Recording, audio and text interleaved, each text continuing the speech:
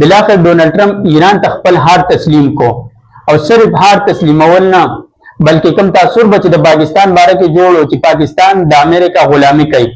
د دې ډیولپمنټ نه ښکاري داسې چې پاکستان نه بلکې امریکا د پاکستان هر حکم منلو ته په سر سترګو باندې ولاړ دی. اصل کې ډیولپمنټ دا شوی دی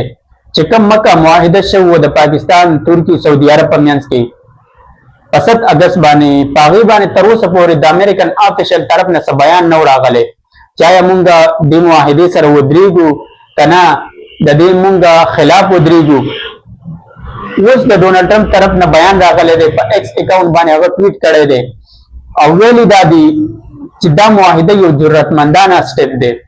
د دې یو قسمه صفت کړی دی چې دا خو ډېر زړور کار دی او اولنی قدم دی د سیکیورټي اف مشرقي وسطه طرف ته د میډل ایست کنټریز د هغې سیکیورټي امبریلا به اوس نوره هم د دې سره مضبوطه شي. دې باندې د پاکستان پرایم منسټر هغه هم خپل ریسپانس شو کړی دی چې اوس به پاکستان ترکی سعودي عرب په مشترکه طور باندې د مشرقي وسطه سیکیورټي خیال ساتي هلته به د امن خیال ساتي او هلته به امن قایمولو کوشش کوي او د ډونلډ ټرمپ صفات هم کړي وي. خو اوس دا ډیولپمنټ ولې د اهمیت حامل دی د هغې زه تاته یو څو وجې بیانوم. اول نمبر خو دا چې د دې نه یو میسج ایران ته لاړ چې ایران دا جنګ ګټلی دی او امریکا په دې جنګ کې لوزر دی ځکه چې د دوانو موقف په دې جنګ کې څه د امریکا موقف دا او دا جنګ د دې وجې شروع کړی چې موږ ایران کې رژیم چینج کول غواړو کم 400 کیلوګرام یورینیم دی افزوده کړي دي هغه موږ ختمول غواړو یا ته هغه موږ خپل ملک ته راوړل غواړو. د دوانو کې امریکا فیل شو هغه چې کوم مقاصد هغه حاصل نه کړه بلکې اوس خو د امریکن نائب صدر جی ډي وانس دا وایي چې زموږ پرایمري مقاصد زموږ اولنی مقصد اوس په دې جنګ کې دا دی چې موږ سټیټ اف هرموز کولاو کو حالانکه د جنګ نه مخکې سټیټ اف هرموز مسله وم نه دا خو په جنګ کې را پیدا شوله هغه دوه چې کوم بیانیې وې چې موږ یورینیم افزوده کړي دي د دې هغه ختمول غواړو او رژیم چینج کول غواړو هغه بیخي شاته پرېښود هغه وغورځول نو هغه چې کوم د امریکا موقف و هغه خو امریکا پوره نه کړو. ایران موقف څه د ایران موقف دا و چې امریکا د خپلې اډې د دې مشرقي وسطه نه وباسي دا اوس د ایران د طرف نه دا بیانات شروع شوي نو هله به موږ مذاکرات کوو. اوس د دې ډونلډ ټرمپ د دې ټویټ نه ښکاري داسې چې په دې باندې امریکا راضي ده چې د خپلې اډې ختمې شي خپل الهي چې کوم دي مشرقي وسطه کې د نورو ملکونو کې هغې سره چې کوم تعلقات دي هغه روز تر روزه کمول غواړي په خپل امریکا باندې فوکس کول غواړي او دا کمې اډې چې دوی جوړې کړې وي د ورلډ وار 2 نه بعد دومره موده په مشرقي وسطه باندې رول کاو نو د دې جنګ د وجې نه د ایران د طاقت د وجې نه اوس دغه اډې دي ختموي د دې ځای نه بلکې ډونلډ ټرمپ خود دې حد ته رسېدلی دی چې کوم ساوث کوریا ده هغې سره د کوم ایکسرسایز کې د ملیټري هر کال به کې د نارت کوریا خلاف ډونلډ ټرمپ اوس بیان هم دا ورکړی دی چې موږ دغه ایکسرسایز کمول غواړو ځکه چې نارت کوریا زموږ ملګری دی او ساوث کوریا د ایران په جنګ کې زموږ مدد نه دی کړی موږ دې سره ملیټري ایکسرسایز نه کوو تر دې حده پورې ډونلډ ټرمپ رسېدلی دی. دویم نمبر اهمیت یې دا دی چې د کوم ملکونو دا خواهش و چې په دې معاهدو کې ځان شامل کړي دي مکه معاهده کې هغې ته یو قسمه سرټیفیکیټ میلاو شو چې اوس تاسو هم په دې معاهدو کې شاملېدی شئ ځکه د هغې سره مین یره د امریکې د طرف نه وه چې امریکا بیا زموږ خلاف ونه درېږدي که چېرې موږ دې معاهدو کې خپل شمولیت اعلان وکړو چونکې اوس د امریکا د طرف نه اعلان باقاعده راغی چې دا معاهدې ښې دي موږ د دې تایید کوو او صفت یې وکړو اوس به هغه ملکونو ته ډاډ میلاو شي چې دې معاهدو کې خپل ځان شامل شي او د دې سره به چې کوم یونټي د مسلمانانو په منځ کې دا هغه به نوره هم سیوا شي که مکه معاهده د نیټو سټایل دا به سره نوره هم مضبوطه شي نور اوس تر اوسه پکې ملکونه شمولیت اعلان کوي. خو سوال دا دی چې کوم جنګ امریکا د اسرائیل د بقا دپاره شروع کړی په ایران باندې د دې معاهدې نه خو ښکاري داسې چې اسرائیل ته تریټ دی نو بیا ولې ډونلډ ټرمپ دا معاهده تسلیموي د دې صفت کوي څه وجه ده نو هغې ته که ته نن سبا ډیولپمنټ باندې وګورې ظاهره به درته شي چې وجوهات څه دي او ولې ډونلډ ټرمپ په دې باندې مجبوره شو چې دې معاهدو تایید وکړي د دې معاهدو صفت هم وکړي. اول نمبر وجه دا ده چې وال سټریټ جرنل بله ورځ یو رپورټ جاری کړی دی په 13 اګست باندې هغه کې امریکن سینکشن چې کم اهمیت په دنیا باندې دا غي څنګه روز تر ورځ اهمیت ورلېږي هغه بیان کړی دي. کم سینکشن به دی په چاینا باندې لګول د چاینا په کمپنیانو باندې چې دی ټریډ صحیح طریقې سره ونه کی او چونکې دی چاینا یو قسمه تجارتی دشمن ګڼو دا غي تجارت کنټرول کول لپاره به دی مختلف ټیکټکس کول دا غي پترو باندې سینکشن به په هم لګول چې دی دا تجارت پروموټ نشي مخکې لاړ نشي. اوس هغه ټریډ چاینا په داسې طریقو سره کوي چې د امریکای د سینکشنز اهمیت پاتې نشو. چاینا تقریبا 40 ملکونو ته خپل سامان لیږي بیا هغه سامان الټ ری پروسیسینګ کوي باغې کې لکشن ته چینجز راولي لیبل په بدلی او نور شپس کې اچي او هغه سامان بیا امریکای ته رالیږي بیا یورپی مارکیټ ته رالیږي ورته خرڅي او په هغه ملکونو کې امریکا مضبوط الای اسرائیل هم شامل دی. اسرائیل ته هم دغه سامان رالیږي د اسرائیل بترو باندې بیا امریکا نور ملکونو ته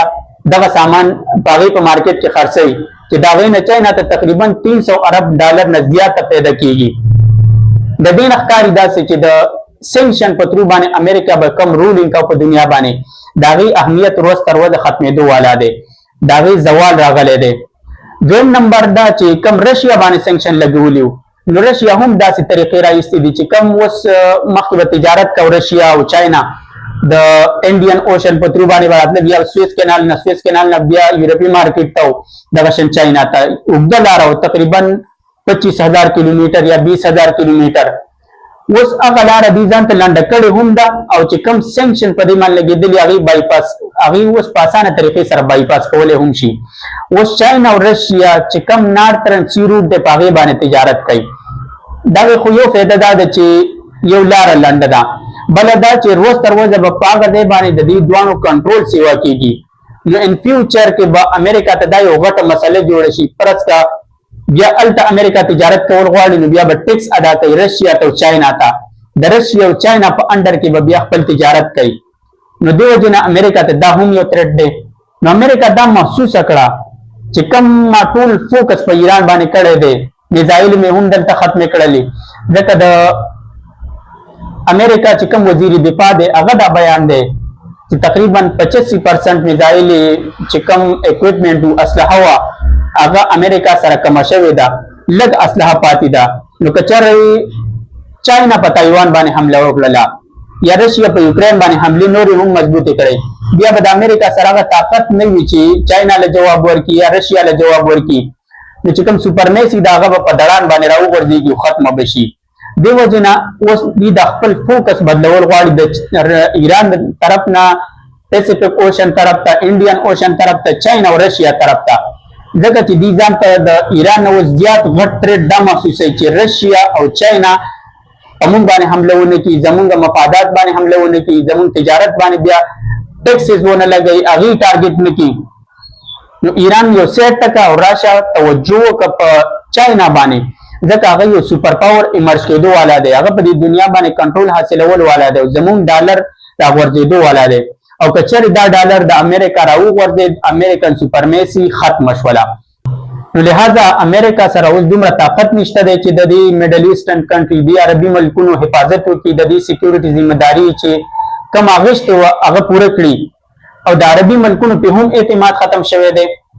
نو که چېرې اوس د عربي ملکونه د خپل سکیورټي حفاظت دپاره بل ملک طرف ته مخ کوي او که په هغې کې رشیا راغی په هغې کې چاینا راغی یا ایران راغی د دې سکیورټي هغې ته په حواله شوله نو بیا خو دا یو غټه مسله ده د امریکا مفاداتو ته د هغې اعلی ایسته او خاص طور باندې اسرائیل ته. نو لہذا د دې په ځای که چېرې پاکستان راشي یا ترکي راشي چې کوم د دې اعلی پاتې شوی دی د ډېر وخت نه ترکي د نیټو ممبر هم دی او امریکې سره هم ښه تعلقات دي پاکستان هم نان نیټو ممبر د امریکا اعلی پاتې شوی دی او دغه شان د امریکا سره اوس هم ښه تعلقات دي نو که چېرې دوی راشي دوی ذمواري والي نو ډونالډ ټرمپ ته به دومره مسله نه وي انسټیټ د دې په ځای چې رشیا راشي یا چاینا راشي یا ایران راشي هغه بیا زیاته مسله جوړوي. لہذا ډونالډ ټرمپ په دې باندې ځکه راضي شو چې خیر دې ډوبتے کو تنکے کا سہارا خیر دې لږ دې وي خو بس چې زما مقاصد سے زما مفادات مکمل ټارګټ کېدی نه شي. و سوال دا دی چې په دې باندې به د انډیا او د اسرائیل سره ریسپانس وي ځکه چې دا معاهدې چې شوي دي دا انډیا هم خپل ځان ته تریټ محسوسوي او اسرائیل هم. نو دا چې کوم اوس ډونلډ ټرمپ ریکګنیشن وکړو د دې معاهدو، د دې صفت وکړو، په دې باندې به انډیا خپل ریسپانس شو کوي او په دې باندې به اسرائیل خپل ریسپانس شو کوي. ځکه د انډیا الریډي دا کوشش وو چې پاکستان تنها کی. دا غي مسله دا و چې پاکستان مفادات ټارګټ کی. اوس دا غي اثرات الټرا وخته. اوس کچره ډونلډ ټرمپ د دې بیان د وجه نور ملکونه هم د دې معاهدو کې شمولیت اختیار کی. دې سره د پاکستان هغه پاور نور هم سیوا شي انسټډ اف تنهایی په ځای باندې. بل دا چې اسرائیل کم ابراهیم معاهدو په تر باندې خپل ځان ریکګنایز کول وغوښته عربي ملکونو کې هم او نور دنیا کې هم. هغه ابراهیم معاهدو طرف ته د مکه معاهده دا یو تریټ دی. ځکه ابراهیم معاهده به الله سعودي عرب تسلیمولې چې ډونلډ ټرمپ په پریشر اچولې. ډونلډ ټرمپ د دباو د وجې نه به دا تسلیمولې چې ډونلډ ټرمپ ول دا دمکیانې ورکولې چې موږ ستاسو سکیورټي خیال بیا نه ساتو. اوس چونکې د ډونلډ ټرمپ هغه اهمیت نشته د سکیورټي خیال، اوس نور ملکونه ساتي، پاکستاني ساتي، ترکی ساتي، نو داغه دباو به هم دومره اهمیت نه وي. دی وجې نه د ابراهیمي معاهدو هغه تسلیمول هغه یو سیټ وغورځېده. اوس به